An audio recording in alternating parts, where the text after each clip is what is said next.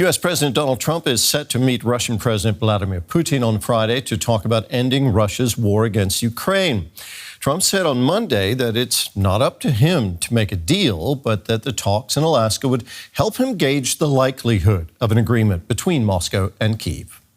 Well, we're going to have a meeting with Vladimir Putin, and at the end of that meeting, probably in the first 2 minutes, I'll know exactly whether or not a deal can be made. How will you know that? Because that's what I do. I make deals. European Union foreign ministers have discussed the exclusion of Ukraine and the EU from this Friday's summit between Presidents Trump and Putin. The EU ministers have repeatedly stressed that peace in Ukraine can only be achieved with Ukraine's involvement.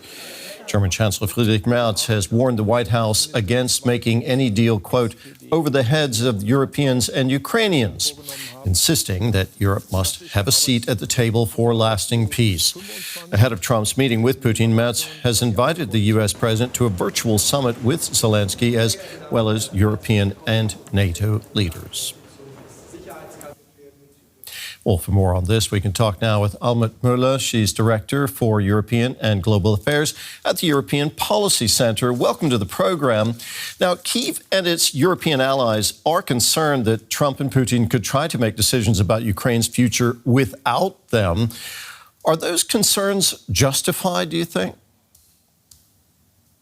Well, absolutely. It is very clear for Europeans and for Ukraine, first and foremost, that on their own future and on European security, there can be no meeting and negotiation that is without Ukraine and Europe, because this is key business and key matter of interest for Ukraine and Europe at large. So this has been made very clear by European leaders.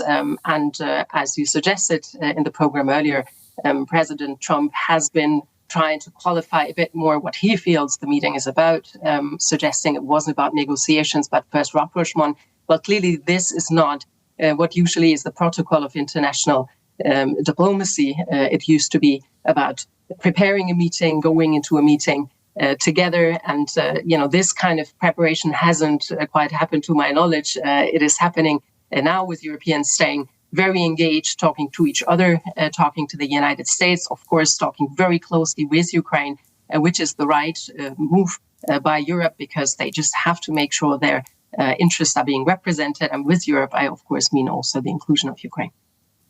Now, President Trump is famously unpredictable. Has Europe figured out how to deal with that in such high-stakes diplomacy? Yeah, this is a very good question. My sense is that, yes, still this style and also the way that Trump engages in what has been a very ritualized and sort of, routine way of international affairs, in particular in the transatlantic context. This way is still quite new for Europeans, but they're adapting to it. And they are aware that President Trump feels very strongly that, the wheel of history is turned in meetings between big leaders, and that you have to get a feeling for someone in the room, etc. So these things, I think, for Europeans mean that you have to make sure that you are close to President Trump when he enters such settings, that you have to try and influence his thinking and what he brings into such meetings. And Europeans have started to learn in the interaction with the US president over the past months. Having said that, this is still a very, very challenging environment for Europeans, and it will be Mr. Putin who will feel that he succeeded with this mission to have a bilateral with the US at this stage, which is not something that is good for Europe.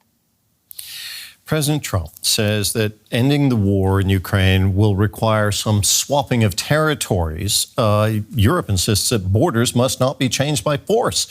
How can that gap in positions be bridged?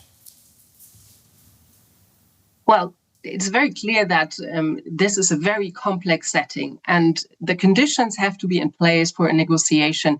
And this is not from a European perspective with regard to the envisaged summit on Friday in Alaska. This is not actually the case. So at the moment, Europeans are insisting, of course, that Ukraine has to be in the room and that the right conditions have to be met. for any meaningful negotiation, and that includes the respect of borders, of international law. And Europeans find it too early to talk about anything that is territory, but needless to say, this has to be addressed at some stage in negotiations. So for the time being, in my reading, what the Europeans are trying to do, and Chancellor Merz has started to convene on Europe with the United States, with a meeting on Wednesday that is going to be very important to make sure that the US president understands that Europe will be there and that President Trump will succeed in his mission to bring peace to Ukraine only if he engages Ukraine and Europe itself. Otherwise, he will fail. And in this context, of course, at some stage, there will have to be negotiations also over territory, but this has to be led by Ukraine, and Ukraine has to determine what is acceptable.